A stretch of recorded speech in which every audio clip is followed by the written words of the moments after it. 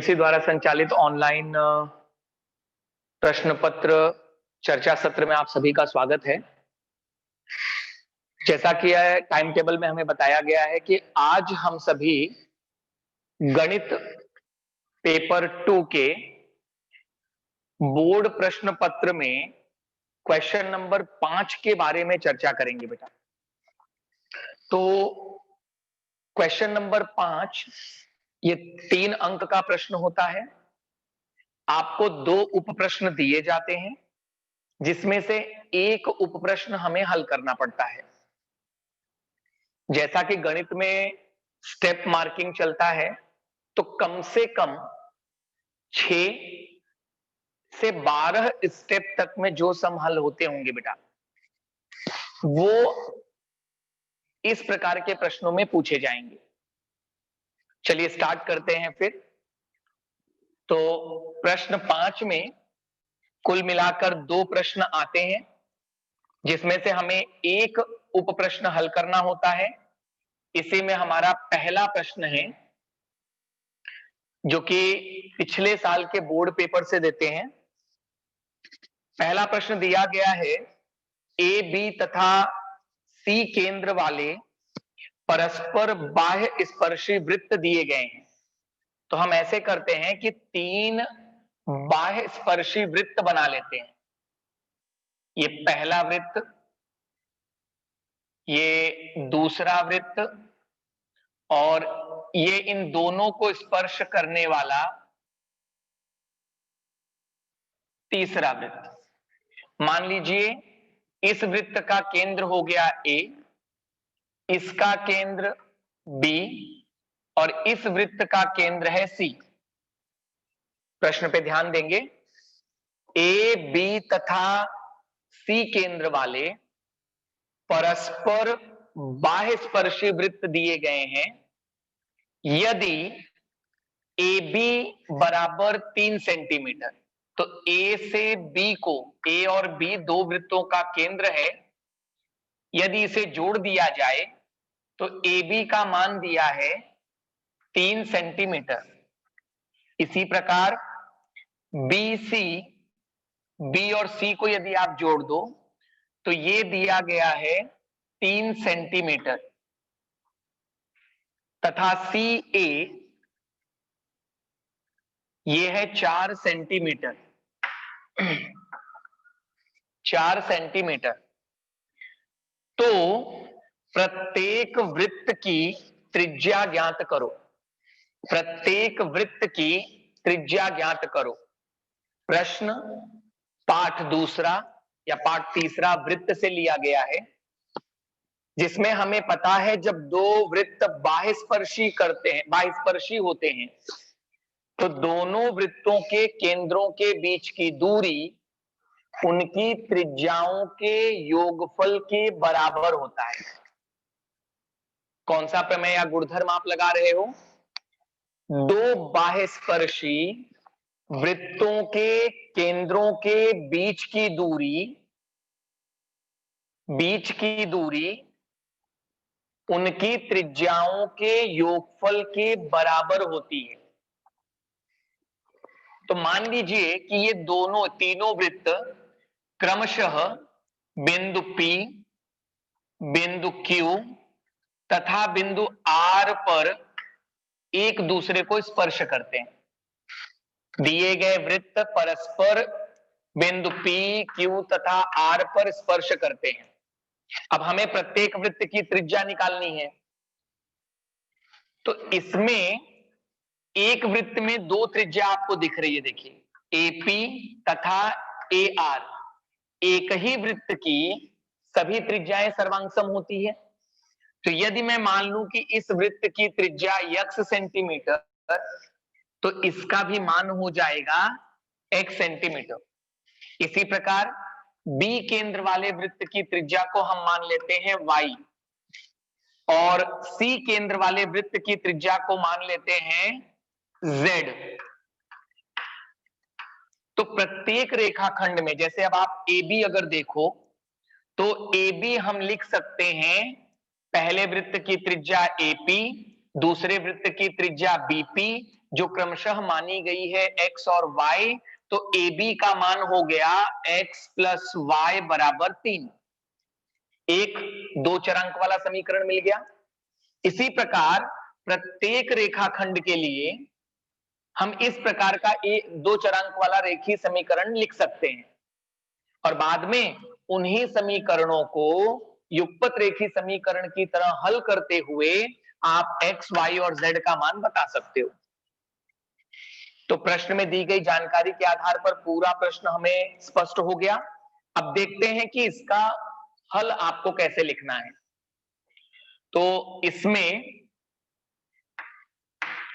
आकृति आवश्यक है। अब हम पूरी आकृति में मानकर उसको लेबल कर चुके हैं, नामांकित कर चुके हैं। तो हमारा स्टार्टिंग होगा, शुरुआत होगी AP बराबर AR की, और इसका कारण लिखेंगे एक ही वृत्त की त्रिज्याएं, एक ही वृत्त की त्रिज्याएं। अब चूंकि आपने इसे बराबर दिखाया है और यक्स माना है, तो अगले स्टेप में इसे लिख दीजिए। तो माना AP बराबर AR बराबर यक्स हो गया, कथन एक। इसी प्रकार BC के लिए स्टार्ट कीजिए, दूसरा जो वृत्त दिया गया है। तो BP बराबर है BQ बराबर है BP के। इसका भी कारण सेम रहेगा, एक ही वृत्त की त्रिज्याएं, एक ही वृत्त की त्रिज्याएं, और इसे हमने माना है y।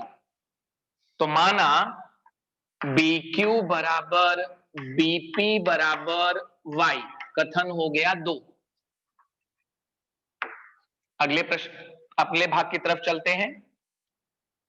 तीसरे वृत्त के लिए लिखेंगे CQ बराबर है CR के। CQ बराबर CR, कारण एक ही वृत्त की त्रिज्याएं, एक ही वृत्त की त्रिज्याएं। इसे हमने माना है Z, इसे भी स्पष्ट कर देते हैं।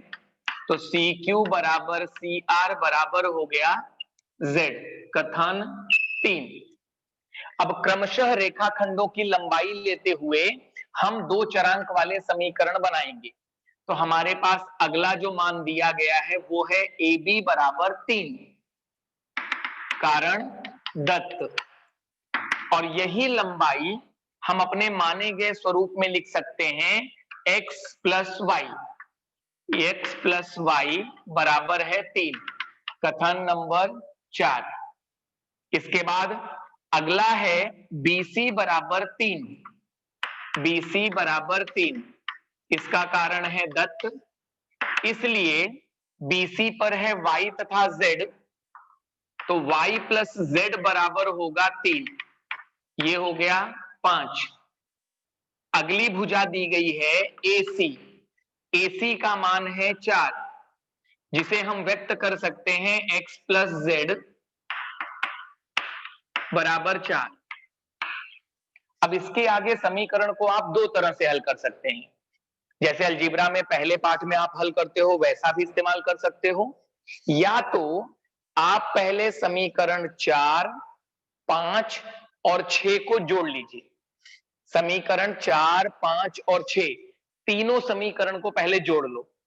तो समीकरण 4, 5 व 6 जोड़ने पर,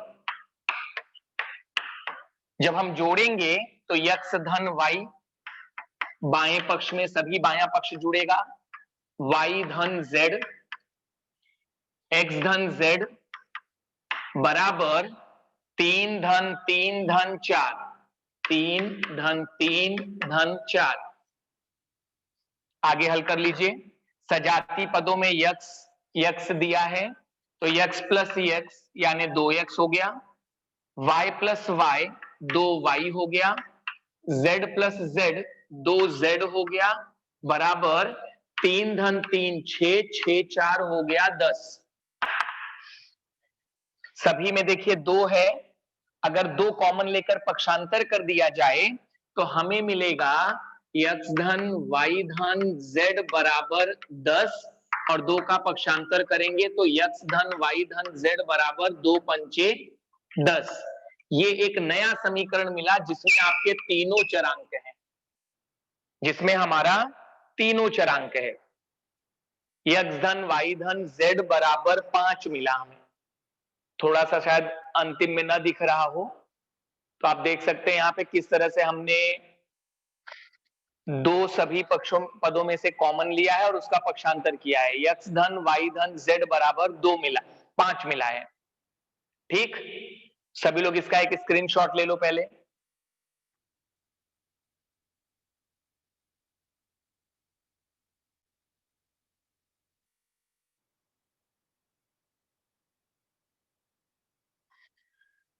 सभी ब्लैक बोर्ड का स्क्रीनशॉट ले लीजिए ताकि इसके आगे कराया जा सके। ठीक, चलिए आगे देखिए। अब इसके बाद हमें तो केवल x, y और z का मान निकालना है। अब ये मान आएगा कैसे? लास्ट वाले समीकरण में आपके पास तीनों चरांक आया है। जरा समीकरण नंबर 4 देखो तो x प्लस वाई की जगह आप 3 रख सकते हो। अगर मैं यही मान समीकरण 7 में रखूं तो x धन y निकल जाएगा और केवल z बचेगा। तो समीकरण 4 व 7 से, यहां देखिए समीकरण 4 व 7 से x धन y का मान है 3, 3 धन z बराबर 5, इसलिए 3 का पक्षांतर करेंगे z का मान आएगा तो z बराबर 5 प्लस में है, पक्षांतर हुआ माइनस, इसलिए z बराबर 2। कथन नंबर 8, z जो कि आपके C केंद्र वाले वृत्त की त्रिज्या है जिसे आपने z माना हुआ है। तो एक वृत्त की त्रिज्या आ गई। अब आपको तो ऐसे भी देख सकते हो, अगर ये z हो गया 2 तो 3 टोटल लंबाई है, 3 माइनस 2 किया तो y का मान आ गया 1 बराबर। तो अब यही मान z उठाकर अगर आप चाहें तो समीकरण नंबर z का मान आया 5 में रख दीजिए। तो समीकरण 5 में z का मान रखने पर, समीकरण 5 में z का मान रखने पर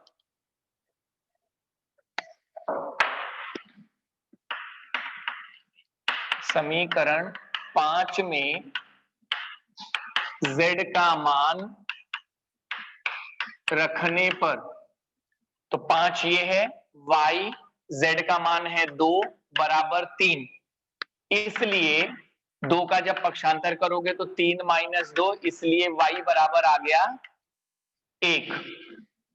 किया गया कथन नंबर आपका 9। चलिए अब इस y का मान चाहे आप समीकरण 4 में रख दीजिए, x धन y बराबर 3 दिया है ना, तो समीकरण 4 में y का मान रखने पर, समीकरण 4 में y का मान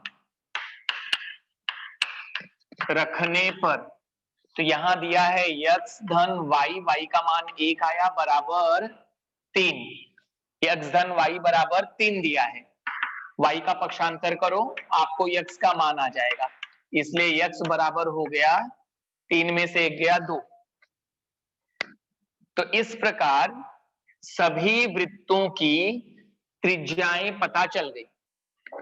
ठीक, केंद्र A वाले वृत्त की त्रिज्या x 2 सेंटीमीटर, केंद्र B वाले वृत्त की त्रिज्या y 1 सेंटीमीटर, केंद्र C वाले वृत्त की त्रिज्या z 2 सेंटीमीटर। सो फाइनल उत्तर, अंतिम उत्तर आप लिखोगे कि इसलिए A, B तथा C केंद्र वाले वृत्तों की त्रिज्याएं क्रमशः, जैसा आपने मान रखा है वैसे रखिए, x लिया है पहले 2 सेंटीमीटर, फिर y लिया है आपने 1 सेंटीमीटर और z लिया है 2 सेंटीमीटर है।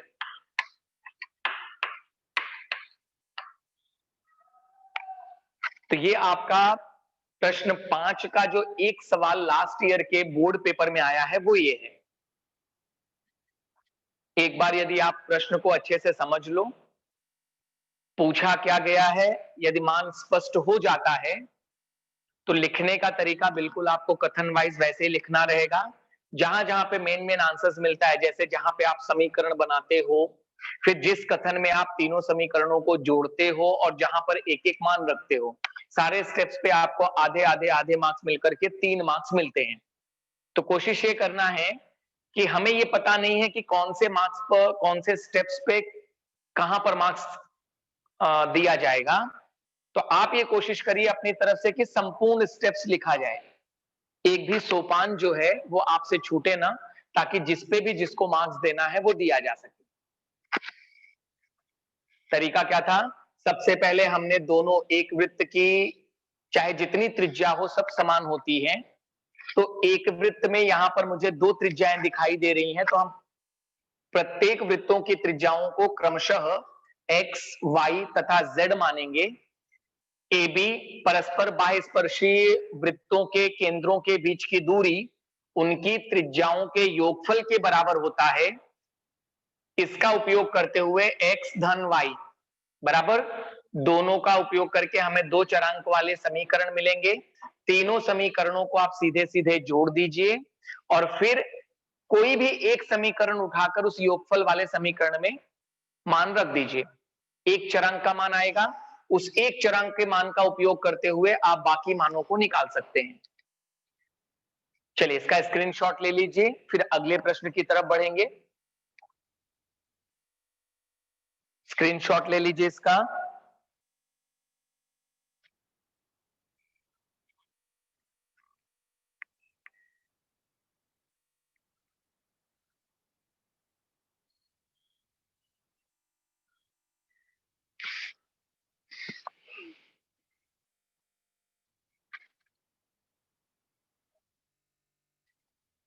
चलिए दूसरा प्रश्न देखिए।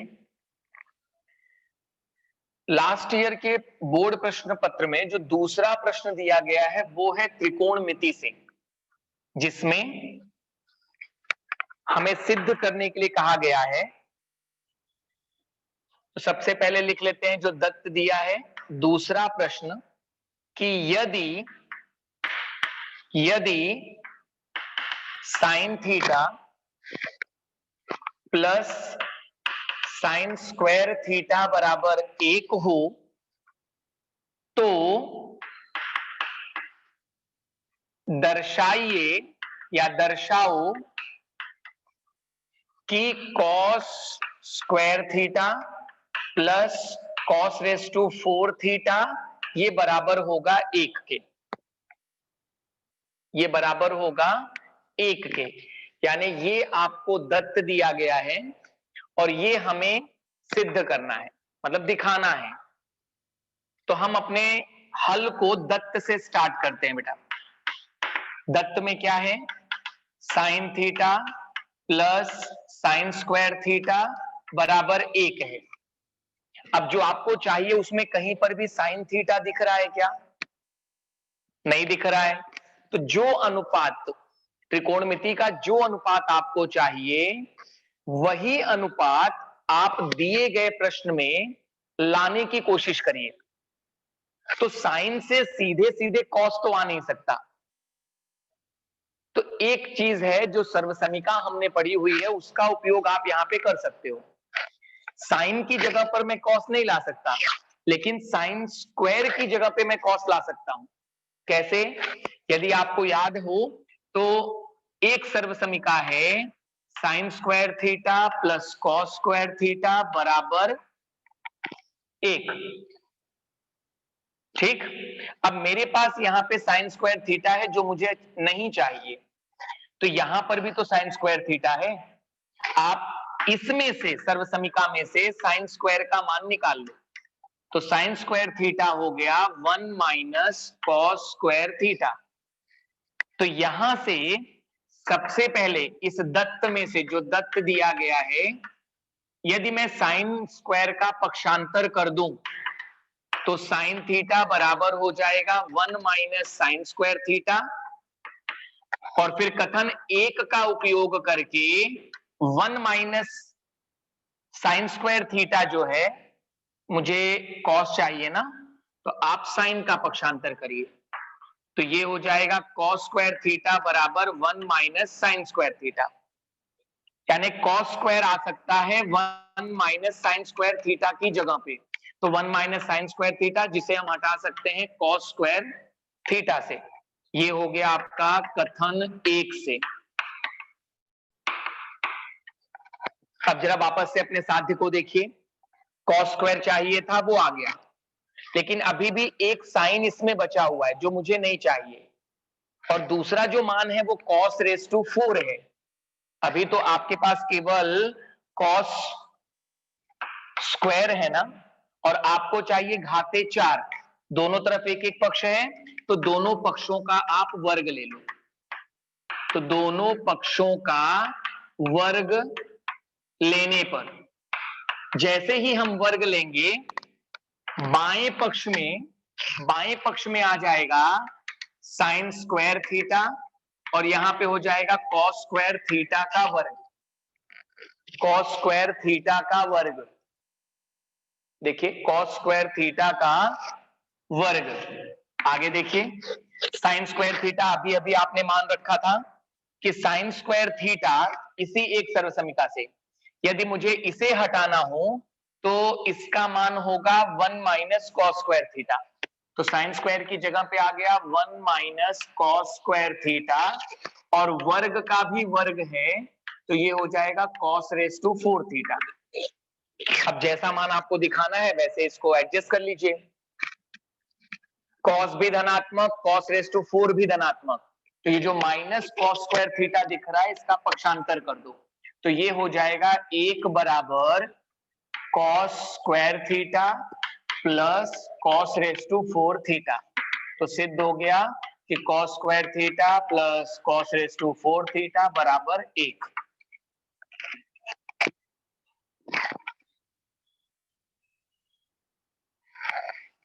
त्रिकोणमिति के किसी भी प्रकार के साध्य के प्रश्न में आपके दिमाग में आपका साध्य बैठना चाहिए। साध्य को देखते हुए आप एक एक स्टेप सोचिए, और जो व्यवस्थित या उचित मान आपको समझ में आए वो उचित मान वहां पे रखिए। जैसे हमें sine theta sine square theta दिया था, लेकिन उत्तर में हमें चाहिए कॉस। साइन की जगह पे सीधे साइन और कॉस का सीधा कोई संबंध नहीं है। ठीक, हमने दो जगह पे देखा है, एक सर्वसमीका में साइन के साथ कॉस आता है, वही सर्वसमीका का इस्तेमाल करते हैं। Sign square theta plus cos square theta बराबर 1 है। मुझे कॉस स्क्वायर थीटा चाहिए, तो हम इसका मान निकाल लेते हैं। कॉस स्क्वायर थीटा मुझे मिलेगा 1 माइनस साइन स्क्वायर थीटा से। तो यही अगर मेरे दत्त में मैं ला दूं तो इसे हटाकर मैं कॉस स्क्वायर थीटा का मान रख सकता हूं। तो यहां पे मेरे पास साइन स्क्वायर थीटा है, इसका पहले तो पक्षांतर कर दिया, 1 माइनस साइन स्क्वायर थीटा हो गया। 1 माइनस साइन स्क्वायर थीटा का मान है कॉस स्क्वायर थीटा। दोनों तरफ एक एक पक्ष है, मुझे कॉस रेस टू 4 थीटा चाहिए। यदि मैं अगर दोनों पक्षों का वर्ग लेता हूं तो ये तो कॉस रेस टू 4 हो जाएगा, और यहां पे जो वर्ग आएगा पुनः उस वर्ग को हम कॉस स्क्वायर थीटा से हटा सकते हैं। तो sine theta sine square theta की जगह पे लिख दिया 1 माइनस कॉस स्क्वायर थीटा, वो कॉस रेस टू 4 थीटा। मानों को व्यवस्थित करके जो दर्शाना है वो उत्तर मिल जाएगा। चलिए इसका स्क्रीनशॉट ले लीजिए, फिर हम एक और प्रश्न पत्र डिस्कस करते हैं।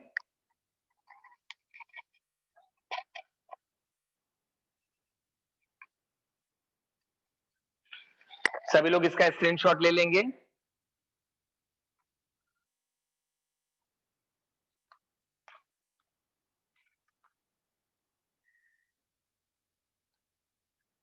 चलिए, पिछले वर्ष बीएमसी द्वारा आप लोगों को लास्ट ईयर के स्टूडेंट्स को कई बार सराव परीक्षा के लिए प्रश्न पत्र दिए गए थे, कई सराव परीक्षाएं ली गई थी, उसी में से एक प्रश्न संच का डिस्कशन करते हैं। तो इसमें पहला प्रश्न दिया गया है जो कि फिर से आपके त्रिकोणमिति के उपयोजन से संबंधित प्रश्न है। आंधी के कारण किसी पेड़ का सिरा टूटकर जमीन की ओर झुक गया। तो आपको पता है कि जहां पर भी समीकरण के उपयोजन का प्रश्न आता है, हम प्रश्न के माध्यम से समकोण त्रिभुज बनाते हैं। समकोण त्रिभुज बनने के बाद उसमें जो भी त्रिकोणमितीय अनुपात स्थित होता है, उस त्रिकोणमितीय अनुपात का उपयोग करते हुए हम अपने प्रश्न को हल करते हैं। तो पहले आकृति बना लेते हैं। आंधी के कारण किसी पेड़ का सिरा टूटकर जमीन की ओर झुक गया। तो प्रतीक माध्यम के रूप में मान लिया कि AB जो है ये पेड़ है, AB पेड़ की ऊंचाई। अब हम जानते हैं कि पेड़ जमीन पर सीधा खड़ा होता है, तो पेड़ के तने का यानी निचले हिस्से का जमीन के साथ जो कोण बनेगा वो 90 अंश का होगा। और मानते हैं कि यह पेड़ बिंदु C से टूट गया या स्थान C से टूट गया। तो टूटने के बाद ये जो ऊपर का हिस्सा BC है, ये इस पेड़ से अलग हुए बिना नीचे जमीन की तरफ झुक गया।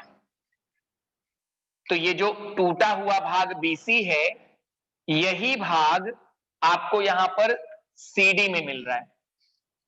AB संपूर्ण पेड़ की ऊंचाई, स्थान C से पेड़ टूटा हुआ है, ऊपर का जो भाग है ये नीचे जमीन की तरफ झुक गया। तो जितनी लंबाई इस भाग की होगी उतनी ही CD की आएगी। आगे देखिए, झुके हुए भाग द्वारा जमीन के साथ 30 अंश माप का कोण बनता है। तो ये कोण बनेगा 30 अंश का। पेड़ के सिरे, ये पेड़ का सिरा अभी यहां गिरा हुआ है, तथा तने के बीच की दूरी, ये इसका तना, इन दोनों के बीच की दूरी 30 मीटर हो तो पेड़ की ऊंचाई ज्ञात कीजिए। पेड़ की ऊंचाई ज्ञात कीजिए। पेड़ की ऊंचाई कैसे मिलेगी?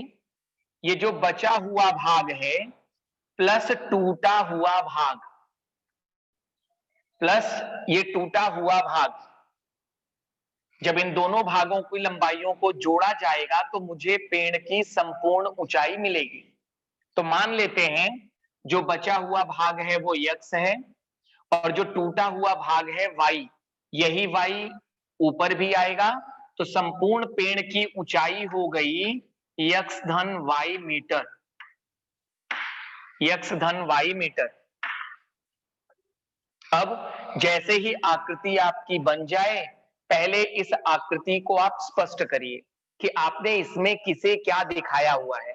तो सबसे पहले AB, ये है आपके पेड़ की ऊंचाई जिसका मान नहीं दिया गया है। माना स्थान C से पेड़ टूटा है या टूट गया है, इसलिए जो ऊपर का भाग है BC ये बराबर होगा CD के। AD ये है पेड़ के तने से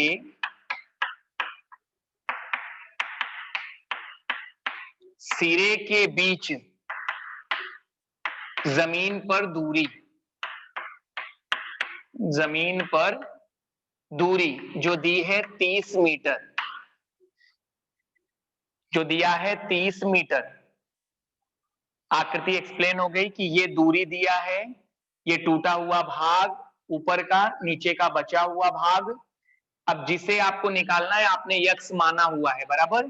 तो अब इसे व्यक्त कर देंगे कि माना AC x है, यहीं से इकाई लिखना आप बंद कर दोगे, तथा BC जो कि बराबर है CD के, ये लंबाई दी है y की।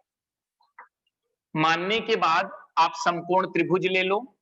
त्रिभुज ACD में, ACD में इस समकोण त्रिभुज में कोण A का मान है 90 अंश। चूंकि अभी 10वीं तक आपको जो त्रिकोणमिति पढ़ना है वो केवल और केवल समकोण त्रिभुज में उसके न्यून कोणों के लिए पढ़ना है। तो न्यून कोण जो कि थीटा से व्यक्त किया जाता है, थीटा यहां दिखाया गया है 30 अंश, 30 अंश। अब मुझे x और y का मान निकालना है, तो आप इस थीटा के संबंध में त्रिभुज की भुजाओं के माध्यम से कौन सा अनुपात सटीक बैठता है वो अनुपात लगा दो। पहले तो एक एक चरांक का मान निकालना है। 30 अंश की सम्मुख भुजा x है और संलग्न भुजा दी गई है। सम्मुख बटे संलग्न ये होता है tan थीटा। तो सबसे पहले हम ले लेते हैं tan थीटा, जो कि आएगा AC बटे AD के, AC बटे AD, tan थीटा सम्मुख बटे संलग्न। मान रखिए थीटा का मान है 30 अंश, AC का मान है x, AD का मान दिया है 30। tan थीटा मानक कोण है जिसका मान है 1/करणी में 3। याद होगा, नहीं भी याद है तो tan को ही आप बोलते हो sin बटे cos। sin 30 का मान 1/2, cos 30 का मान करणी में 3/2। दोनों का हर समान है, कट जाएगा, ऊपर 1 नीचे करणी में 3 बचेगा। ऐसे भी आप निकाल सकते हैं। हमें x का मान यानी चरांक का मान चाहिए, इस 30 का पक्षांतर करो, 30 दूसरी तरफ जाएगा ऊपर। अब आपने 9वीं में वास्तविक संख्याएं पढ़ी हैं, ठीक, जिसके अंदर आप लोगों ने करणी वाली संख्याएं देखी हैं। तो करणी बटे में नहीं होता, ठीक, अपरिमेय संख्या है, तो इसे आप परिमेय में बदल दो, क्योंकि आपको जो मान चाहिए वो अपरिमेय नहीं परिमेय वाला मान चाहिए। तो इसीलिए हम यहाँ पे इसका परमेयीकरण कर देंगे। सेम करणी 3 है तो करणी 3 का अंश तथा हर में गुणा करिए, तो ये होगा 30 करणी में 3/3। समान करणियों का गुणा करने पर हमें अंदर की संख्या प्राप्त होगी, केवल अंदर। ये तो शॉर्टकट वे है। अगर आप दिखाना चाहें तो करणी की कोटि समान है तो दोनों का गुणा हो जाएगा। 3 तिरिक का 9, करणी में आ गया 9, यानी 9 का वर्गमूल जो होता है 3। 3 से 30 कट रहा है तो ये यक्ष का मान, इसलिए यक्ष बराबर आ गया 10 करणी में 3। इकाई आप अंदर नहीं लिखोगे, 10 करणी में 3 यक्ष का मान आ गया। अब इसी प्रकार आपको y का मान निकालना है। बहुत से लोग पाइथागोरस प्रमेय लगा देते हैं। पाइथागोरस प्रमेय पे मत जाइए, आप फिर से सोचिए, इसी मान के साथ या इसके मान के साथ भी किया तो भी चलेगा।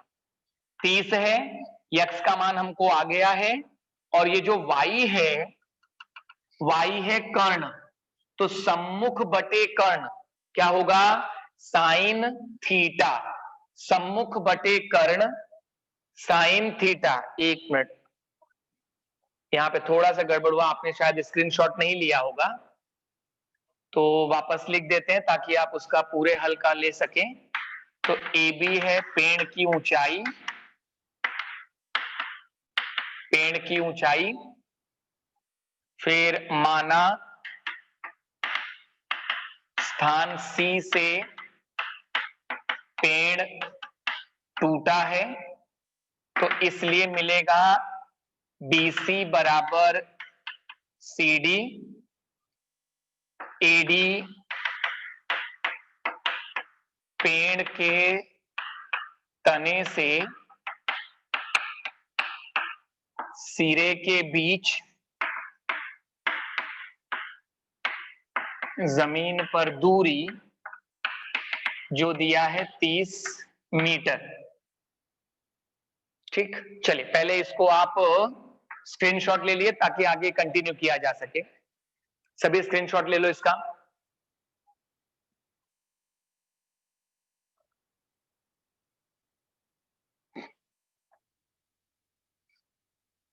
आगे देखिए, अब हमें दूसरा मान चाहिए y, तो y के लिए हम सम्मुख बटे कर्ण का इस्तेमाल करते हैं। तो ये है सम्मुख बटे कर्ण अर्थात साइन थीटा। साइन थीटा बराबर सम्मुख बटे कर्ण, मान रखिए साइन 30, सम्मुख हो गया x, कर्ण हो गया y। साइन 30 का मान 1/2, x का मान कितना आया है 10 करनी में 3, दोनों का तिर्यक गुणा करिए, y का मान आ जाएगा। तो y एक कम y, 10 दूना, चूंकि 10 परिमेय है तो उसका गुणा परिमेय के साथ ही होगा। करनी में 3 जो है उसका गुणा करनी वाली संख्याओं से ही होता है। तो 10 दूना हो गया 20, करनी में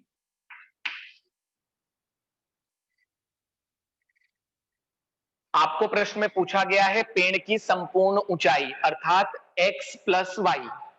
तो अब हम मान निकालेंगे x प्लस वाई का। तो यहां पर x प्लस वाई बराबर, x का मान है 10 करनी में 3 धन 20 करनी में 3। जैसे चरांकों को आप जोड़ते घटाते हो उसी प्रकार करनी वाली संख्याओं को भी जोड़ा और घटाया जाता है। दोनों की करनी समान है तो 20 धन 10 ये टोटल हो जाएगा 30 करनी में 3। तो संपूर्ण पेड़ की ऊंचाई हो जाएगी 30 करनी में 3 मीटर। अब करनी में 3 मीटर तो वास्तविक रूप में मान्य नहीं है, मान्य है मतलब हम बोलते नहीं है, व्यवहारिक में नहीं है। तो आप क्या करिए, फाइनल उत्तर निकालने के लिए आप करनी 3 का मान भी रख सकते हैं। यदि प्रश्न में आपको दिया है करनी 3 का मान, तो आप करनी 3 का मान 1.732 1.732 करनी 3 की जगह रख के 30 के साथ इसका गुणा कर दीजिए, तो जो व्यवहारिक मान है वो आ जाएगा। नहीं तो यही आपका अंतिम उत्तर होगा। लास्ट में केवल कथन के रूप में लिखना है। ये आप पहले स्क्रीनशॉट ले चुके हो, इसलिए इसे मिटाकर लास्ट इसका स्टेप फाइनल आंसर जो है, इसलिए पेड़ की संपूर्ण ऊंचाई, पेड़ की संपूर्ण ऊंचाई 30 करनी 3, मैंने पहले कहा व्यवहारिक में करनी 3 के रूप में नहीं माना जाएगा, तो 1.732 जीरो पहले से लगा दिया, 3 का गुणा करिए, 3 दूना 6, 3 तिरिका 9, 3 सत्ते 21, हासिल लगा 2, 3 एक कम 3 और 2 5, दशमलव पीछे से 3 अंक के बाद, तो 51.96 मीटर ये आपके पेड़ की संपूर्ण ऊंचाई। तो जब भी आपको त्रिकोणमिति के उपयोजन पर आधारित प्रश्न पूछा जाए 5 नंबर के 5वें प्रश्न में, तो आप उससे संबंधित आकृति बनाकर समकोण त्रिभुज ले लीजिए।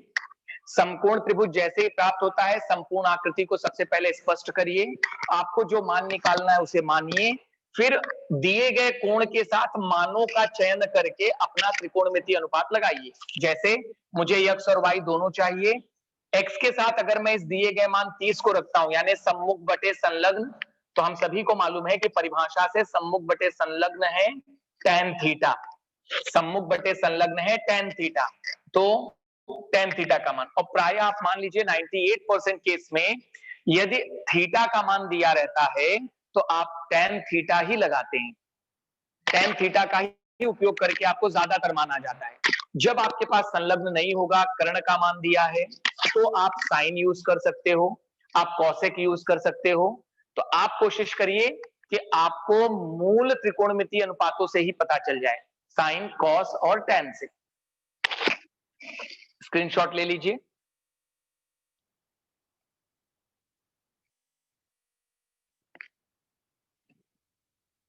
इसका जो अगला प्रश्न है इस पेपर में वो रचना से संबंधित है, जिसमें आपको परिवृत्त की रचना करनी है, त्रिभुज के परिवृत्त की रचना करनी है। रचना आसान है, तो हम प्राय हल करने वाले प्रश्नों को देखते हैं।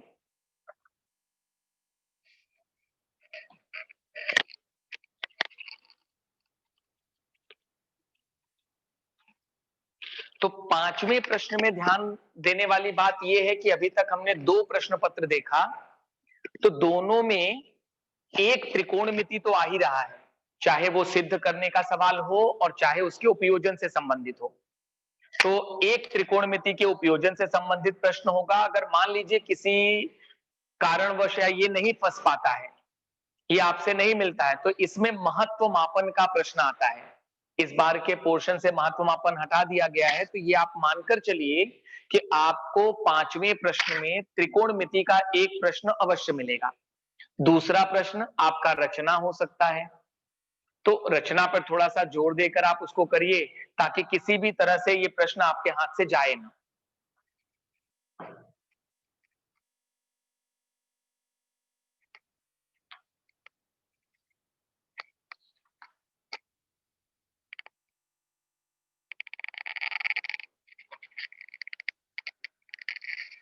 स्क्रीनशॉट ले लिया?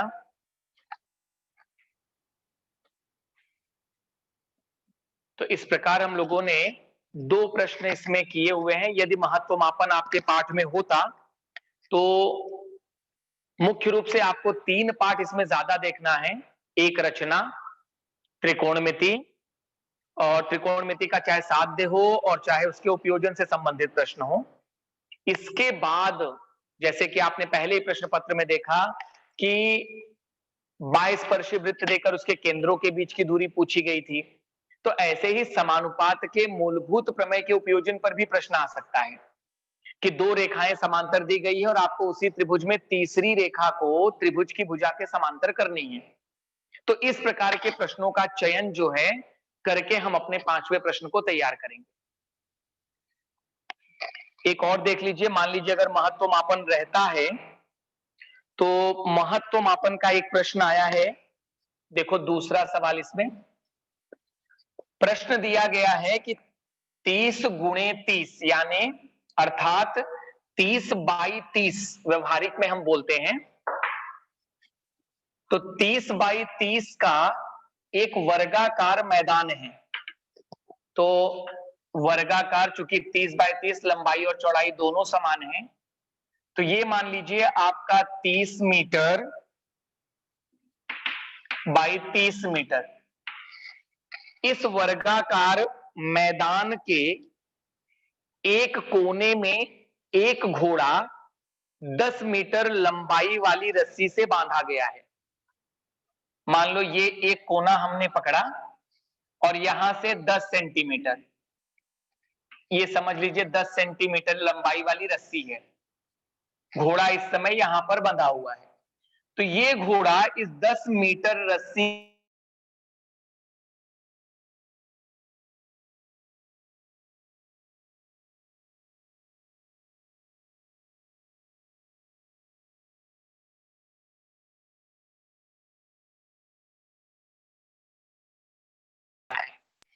दोनों भुजाओं पर 10-10 मीटर जाएगा।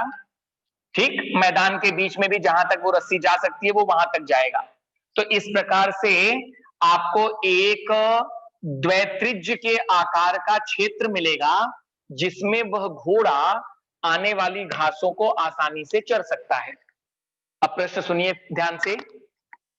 30/30 मीटर वर्गाकार चारागाह के एक कोने में एक घोड़ा 10 मीटर लंबाई वाले रस्सी से बांधा गया है।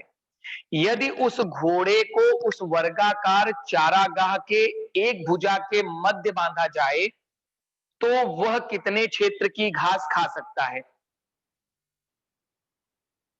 अब इसी घोड़े को जो कोने पे बंधा है, प्रश्न में है कि यदि इसे आप किसी उस भुजा के मध्य में बांध दें, तो जब मध्य में आप बांधोगे तो ये 10 मीटर इस तरफ, 10 मीटर इस तरफ और 10 मीटर के लगभग बीच में भी ये मैदान के बीचों बीच जाकर घास को चढ़ सकता है। यानी ऐसी स्थिति में घोड़े द्वारा चरी गई घास का जो क्षेत्रफल होगा वो आपके अर्धवृत्ताकार जगह के 6 बराबर होगा।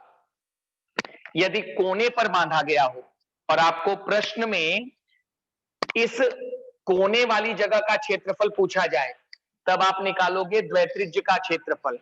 और यदि भुजा के बीच में बांध दिया जाए और तब आपसे पूछा जाए कि चरी गई घास का क्षेत्रफल निकालिए, तो तो ये हमें अर्धवृत्ताकार क्षेत्र मिल रहा है, तो हम अर्धवृत्त का क्षेत्रफल निकालकर बता देंगे। तो यहां पे हल कैसे होगा इसका देखिए। पहले हम बता देते हैं कि घोड़े द्वारा चरी गई जो घास का क्षेत्र है ये बराबर होगा अर्धवृत्त का क्षेत्रफल। अर्धवृत्त का संपूर्ण वृत्त का क्षेत्रफल है पाई आर वर्ग, आप आधा ले रहे हो यानी 1/2। अब मान रख दीजिए 1/2। प्रश्न में एक बार देख लीजिएगा कि आपको पाई का मान दिया गया है या नहीं दिया गया है। इसमें नहीं है, और मेरा जो आर है वो आर 10-10 मीटर है बेटा। 10 मीटर सेंटर से इस तरफ, 10 मीटर सेंटर के दूसरी तरफ, केंद्र ये भाग हो गया। तो यानी त्रिज्या इसकी 10 मीटर है, और 10 जो है वो 22/7 रखने पर नहीं कटेगा। तो आप ज्यादा अच्छा पड़ेगा यदि दशमलव वाला मान ले लीजिए। तो पाई का मान 3.14 और आर का मान है 10, यानी 10 गुणे 10, तो 1/2, 10 दहम्मा हो जाएगा 100। 2 से इस 3.14 को भी काट दीजिए, 2 1 कम 2, 2 पंचे 10, 2 सत्ते 14। जैसे ही 100 का गुणा करोगे दशमलव हट जाएगा, 157 चूंकि क्षेत्रफल है वर्ग मीटर। तो यदि आप उस घोड़े को वर्गाकार मैदान के किसी भुजा के मध्य में बांधते हैं तो उसके द्वारा चरी गई घास का क्षेत्रफल आएगा 157 वर्ग मीटर। 157 वर्ग मीटर। और यही चीज यदि इस कॉर्नर के लिए पूछा जाए तो ये कोने पर यदि बांधा जाए, ये दूसरी स्थिति है। आपको दोनों पर आधारित प्रश्न पूछा जा सकता है। चूंकि 3 मार्क के लिए है तो दोनों एक साथ नहीं पूछा जा सकता। यदि इसी को बदला जाए कि कोने पर ही घोड़े को बांधा गया है, तो ऐसी स्थिति में घोड़े द्वारा चरी गई घास का क्षेत्रफल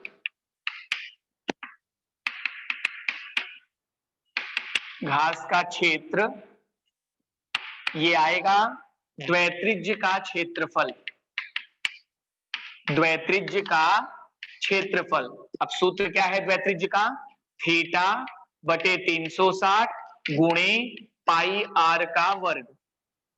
चूंकि वर्ग है, वर्ग के प्रत्येक कोण का माप 90 होता है, तो आपके केंद्रीय कोण का माप हो गया 90/360। पाई आर अभी भी आपका 10 मीटर ही होगा, जो कि 22/7 से नहीं कटेगा, तो आप 3.14 रखो। 3.14 और 10 का वर्ग अर्थात 100 हो गया। 0 से 0 कट गया, 9 चौक 36, 2 दूना 4, 2 से इसे काटोगे 1.57, फिर 2 से 100 को भी काट दीजिए, 2 पंचे 10, दोनों का गुणा कर दीजिए, क्षेत्र आ जाएगा 0। 5 सते 35, हासिल लगा 3, 5 25, 3 28, हासिल लगा 2, 5 एकम 5 और 2 7, दशमलव पीछे से 2 अंक के बाद, तो ये हो गया 78.50 वर्ग मीटर की जगह। तो यदि उस घोड़े को वर्गाकार मैदान के एक कोने पर बांधा जाए तो चरी गई घास का क्षेत्रफल ये होगा, और यदि आपने बीच में बांध दिया तो वो अर्धवृत्ताकार क्षेत्र की जगह को चरेगा जिसका क्षेत्रफल ये रहेगा। तो कुल मिलाकर अभी तक जितने भी प्रश्न पत्र हमने देखे उसमें मूल रूप से आपका रचना, त्रिकोणमिति और क्षेत्रमिति, इसके आधारित प्रश्न पूछे जाते हैं। अब मान लीजिए महत्व मापन कट गया है तो निर्देशांक भूमिति है, तो निर्देशांक भूमिति से संबंधित प्रश्न आ सकता है। जैसे किसी त्रिभुज के या किसी वर्गाकार वर्ग का आपको शीर्ष बिंदुओं के, इसके शीर्ष बिंदुओं के निर्देशांक दे दे। अगर त्रिभुज रहेगा, तीनों कोनों के निर्देशांक देकर आपको मध्य बिंदु का पूछा जा सकता है, या परिवृत्त की त्रिज्या पूछी जा सकती है। इस प्रकार के जो प्रश्न हैं वो आपके निर्देशांक भूमिति के पाठ में हैं। तो आप एक बार उन प्रश्नों को भी देखिए, उनका भी अभ्यास करिए। तो प्रायः ये 3 या 4 चैप्टर आपको टारगेट अधिकतम करना है। ले लीजिए इसका स्क्रीनशॉट। Hello sir. हाँ सर जी। हाँ सर, नेक्स्ट क्लास का टाइम हो गया है, मैडम आई है। एक बार मुझे सर आप कोई बच्चे से पूजा वगैरह हाँ है तो डाउट वगैरह कुछ हो तो देख लीजिए ना। हाँ, पूजा पूजा पंडा, आपको कुछ डाउट है? हाँ सर, आपने जो बताया वो पेड वाला हम्म क्वेश्चन, सेकंड वाला वो भी कट हो गया है ना, डिलीट हुआ है ना इस साल के लिए? बेटा ये आप लोगों को अगर शाब्दिक प्रश्न है ना? शाब्दिक प्रश्न अगर नहीं है तो बेटा डिलीट हुआ रहेगा, ठीक है, हाँ वो नहीं रहेगा। लेकिन प्रश्न पत्र में आया है तो आप देख लीजिएगा उसको भी। फिलहाल इस बार के पोर्शन में नहीं है अभी वो। आसान वाले वो इस प्रश्न साल में हैं, आएगा ना? एक कोण वाले शायद हो सकते हैं, दो वाला नहीं रहेगा। फर्स्ट वाला है? हाँ शायद उसमें है बेटा, कुछ सरल वाले प्रश्न है, कठिन जो है उसमें वो नहीं है। निर्देशांक भूमिति और ये इसमें से ज्यादा कैलकुलेशन नहीं है बेटा, खाली महत्व मापन काटा गया है। नहीं सर, वो 6th चैप्टर का ना 6.1 है और 6.2 तो पूरा कट गया है ना। तो ठीक है बेटा, तो वो प्रश्न भी नहीं रहेगा। ये तो हमें केवल पांचवें प्रश्न की चर्चा करनी थी इसलिए हमने देखा है। तो जो प्रश्न आपके में नहीं है इस साल के लिए, जो नहीं है आप उसे छोड़ दीजिए। ठीक है। आपने तो पढ़ा भी नहीं है, तो आपको इस प्रश्न के लिए मैंने पहले ही बताया ना कि आप या तो साध्य वाले देखिए। अब जब वो भी नहीं है तो उसकी जगह पर आप रचना ही एक्सपेक्ट करिए कि आपसे रचना आएगा, वृत्त के जैसे प्रश्न हल किए थे उस प्रकार के प्रश्न पूछे जाएंगे। समरूपता से इस बार आ सकता है जिसमें आपके समानुपात के मूलभूत प्रमेय के उपयोजन से संबंधित प्रश्न होंगे। तो आपको इस प्रकार के प्रश्न जिसमें कम से कम 6 से 7 स्टेप्स आए, ऐसे प्रश्नों को आप लोग ज्यादा देखिए। और कोई डाउट है बेटा? ठीक है, थैंक यू सर। नहीं है सर, वेलकम अभी बेटा। किसी खाद ऊपर ठीक है नहीं सर। है सर। ठीक है सर, बंद कर। ओके ओके जी सर, सर। ओके।